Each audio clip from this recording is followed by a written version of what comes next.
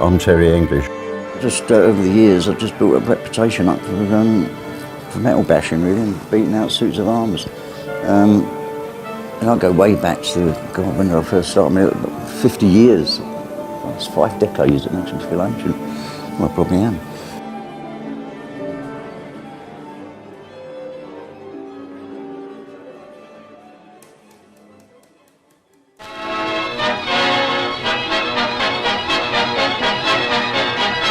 With few days left for Christmas, the last-minute rush is on to get Santa's sleigh loaded up in time. When I was about 10 years old, I remember Mum and Dad one Christmas took us to a big store called Selfridges. They had these little plastic kits of armour. And that was when I was 10, and I remember, I've still got them somewhere, and I remember making those, and I think that kind of triggered off the fascination. And it was kind of through that that started me off on the road to where I am now, I guess.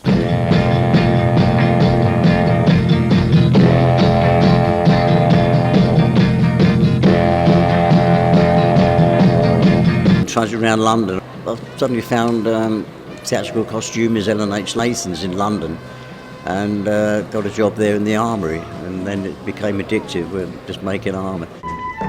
Berman's and Nathan's of London, the biggest theatrical and film costumiers in the world, are on the move.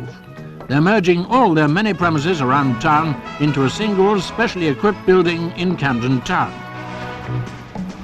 The move involves a wardrobe of some 70,000 costumes, including liveries for the royal household and uniforms and dresses for commoners and kings, way back into the earliest recorded history. There's also a fully equipped armoury. With the Armourer, I was really a theatrical metal worker. Some of the first films were in Fahrenheit. 451 is the film everyone will be talking about for its originality of treatment.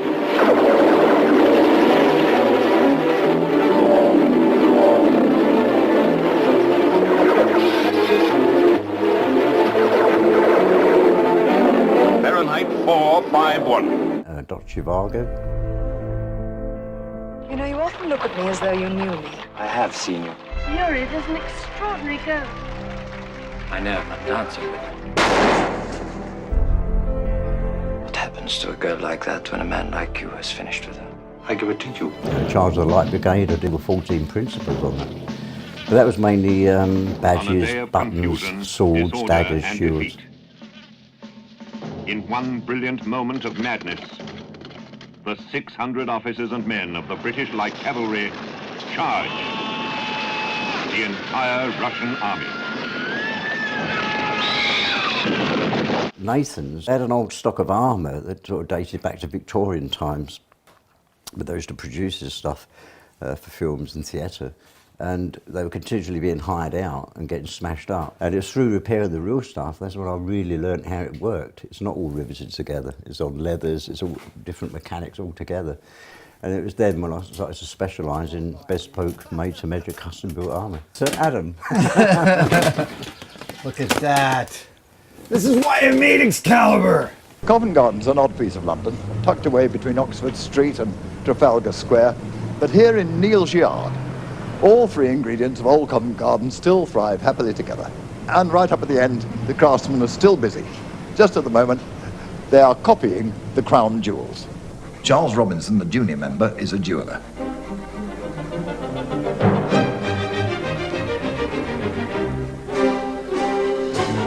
Bess Martin is an embroiderer who can also set diamonds and rubies.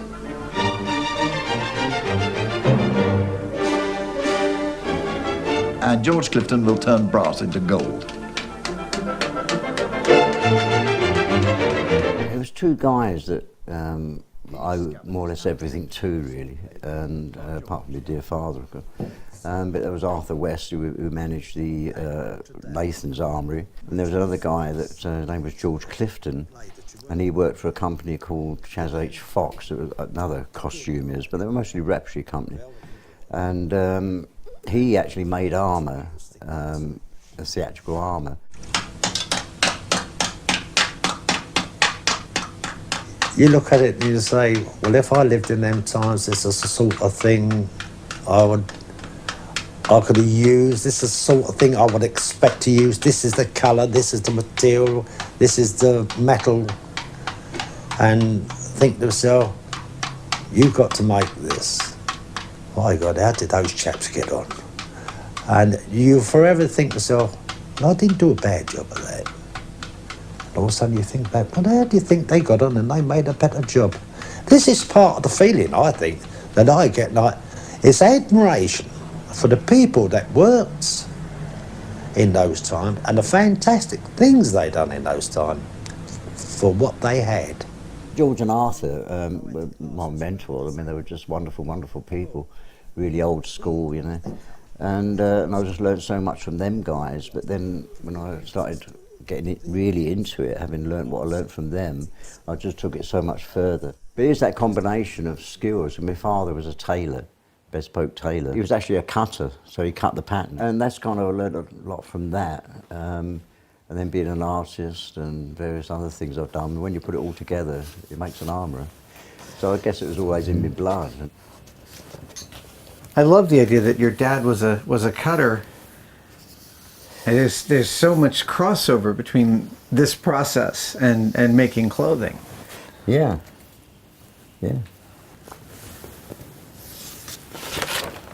That's the centre.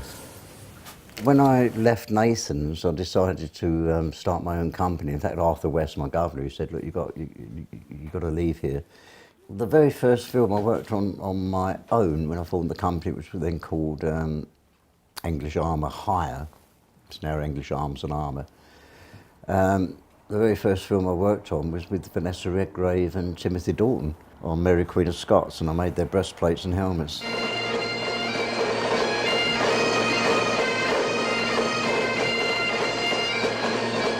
Mary, Queen of Scots, a name in history 3 centuries old. But fiction at its peak of excitement pales before the dramatic facts of her tempestuous reign. I will travel to Scotland through England. I will go to the court of Elizabeth and win her friendship.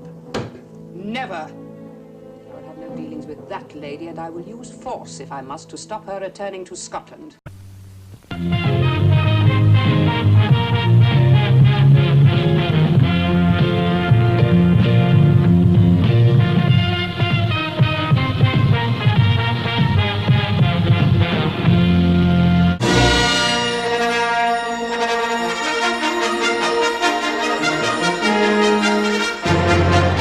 Star Wars, George Lucas, and he actually came to my house with an entourage of about 4 or 5 people. They had a costume guy and everything. And I actually designed why they were there. I drew the robots for this film called Star Wars. Did a very quick sketch of Darth Vader, and I based it on a Gothic helmet. And I put the eyes and the grill and stuff in it. But they actually finished up using my design exactly as I drew them. And someone else now lays claim to having done that, but it weren't as me. They went away quite happy and they took the drawings with them, which I'll never do now. Fatal. Within a week, Terry Gilliam came to my house and asked me if I'd work on this film called Jabberwocky. Look at this damn bar! And I thought to myself, God, you know, what do I do? And Star Wars. But at that time, it was played down as a very low-budget movie. It wasn't going to go anywhere. It was going to be some fantasy thing, you know. So I thought, Jabberwocky, they just had a roaring success with Holy Grail, and that's what I did. I mean, it was a great film. It was a lot of fun to work on, but I think now that where Darth Vader and where Star Wars went compared to Jabberwocky, it's like a big mistake. But I'm sure we've all got stories like that.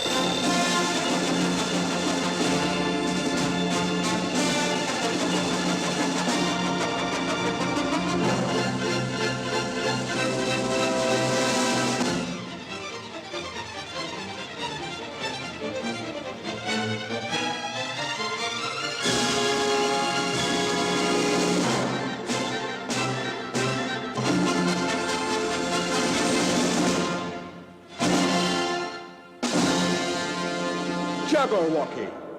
So terrifying that no one will be admitted to the theater until the last 10 minutes of the film.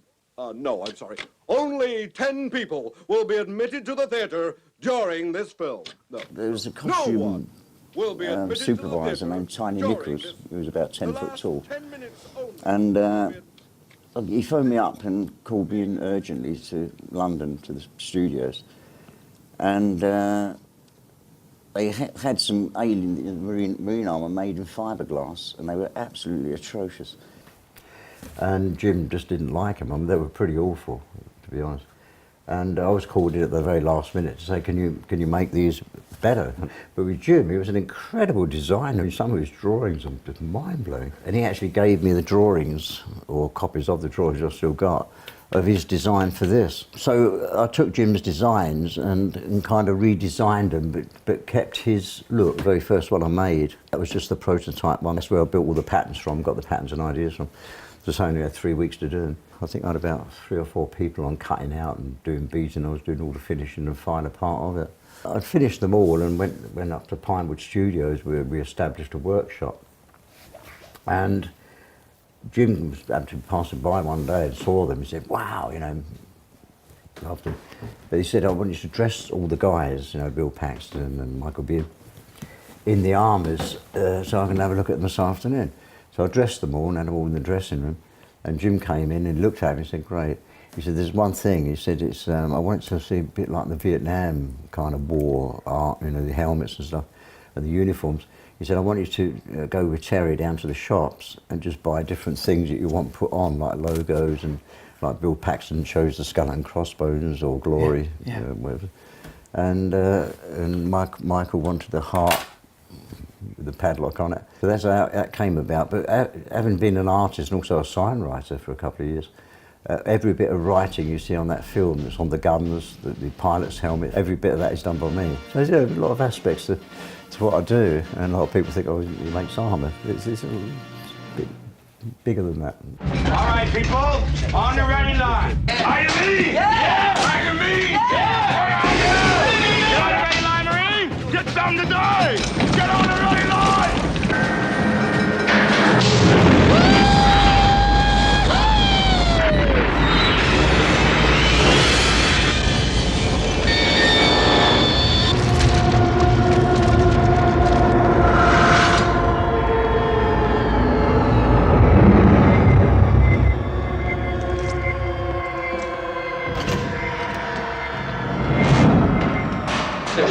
Get your light up here. Keep back, don't scare her. Movement! Talk to me, Hudson!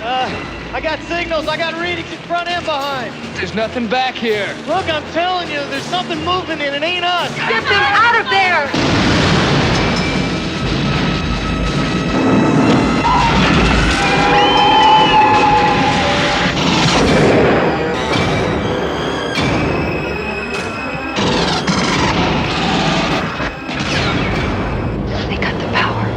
How could they cut the power, man? They're animals. There's movement all over the place. 5 meters, man. 4.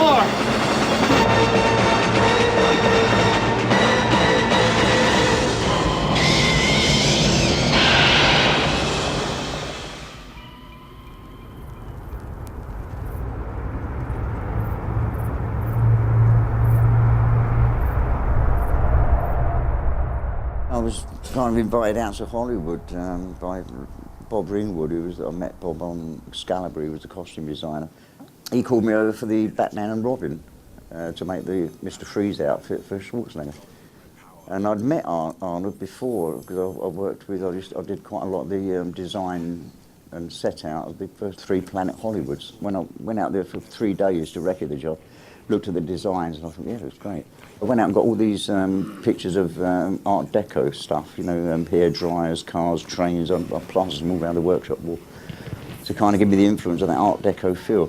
I went back, packed the whole workshop up, they flew the whole workshop out to LA and just started prototyping stuff. I think it took about 6 weeks or so to do the first one. So because once you've got all the patterns and you know what you're doing, the other 3 were a lot quicker to do. But it was a bit of a nightmare, though, that job. But one of the funny things that happened was I'd made the laser-cut life casts of Arnold. And I had 4 of those in the workshop, which were absolutely dead accurate laser cut. I made the stuff to fit these dummies. But the idea of the suit was it had windows in it. And I made the whole thing so it stood off his body about 2 inches. as though he was floating inside a liquid. And they were going to superimpose the bubbles and stuff coming up. And you could see all his muscles moving underneath there. That was the original idea. Arnold turned up, and he said hello, he said, you remember me from Planet Hollywood. And I put the breastplate, or put the back plate on first, and it just sucked onto him perfect, like absolutely spot on. Put all the arms on, I don't think I had the legs made by then, I just had the top half made. And Arnold looked in the mirror and he went, Teddy English, the greatest. Batman will watch his beloved Gotham perish. Bundle up, boys. There's a storm coming. Kill the heroes! It's the hockey team from hell! Cool party. Arnold Schwarzenegger. All right, everyone, chill. George Clooney. Julie, I'm not the marrying kind. I know you've had your wild nights. Good night. Wild doesn't quite cover it. Chris O'Donnell. I want a car. Chicks dig the car. This is why Superman works alone. Uma Thurman. So many people to kill, so little time. Alicia Silverstone. And you are? Batgirl. That's not awfully PC. What about Bat Person? Found the Batcave. She knows who we are. Guess we'll just have to kill her. Yep. In a Joel Schumacher film. Strength and courage. Partners? Honor. Partners. And loyalty. Partners. It all comes together. We're going to need a bigger cave. Batman and Robin.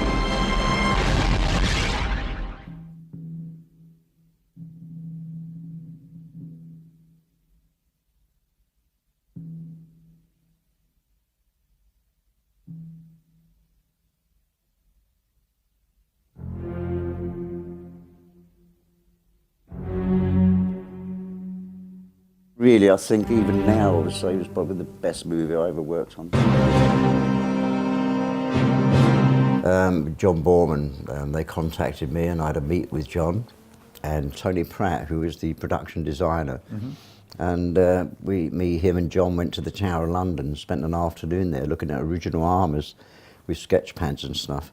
And it kind of all just progressed from there. You go through the script, and then you meet the actors that can actually play the part. And you take different aspects of their look, their face, the way they stand, and you put all that together, and I start to get an idea, and then I'll do the sketches of what I feel it should look like.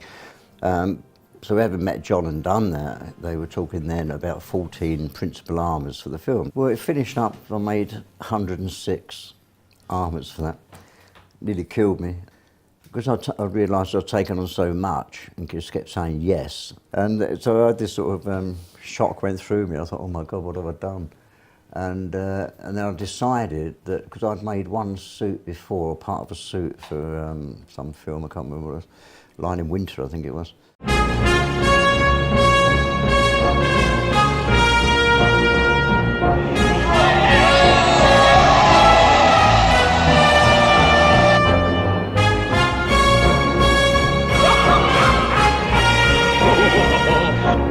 Daggers and swords, and I did the jousting. There was some jousting scene. I made the armour for that, and I did it in aluminium for some strange reason, and it kind of worked. So when I did Excalibur, because of the time factor, I thought I'll do it in aluminium, and I thought, yeah, I'll do it.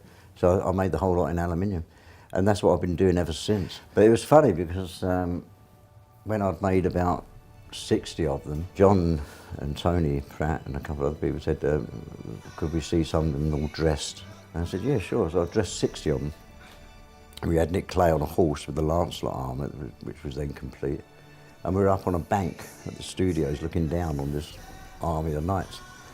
And this was the first time I'd really used aluminium. And John said, can you all just walk around? So they're all walking around. Great, cool, right. And he said, can you start just trotting and running a bit? Okay, fine. He said, could you start crashing into each other? So they'll start That's when the dent started out. Bits started falling off. This is not going to last 6 months. It's not going to last 2 weeks. But it did, and it does. And I've never used anything else since.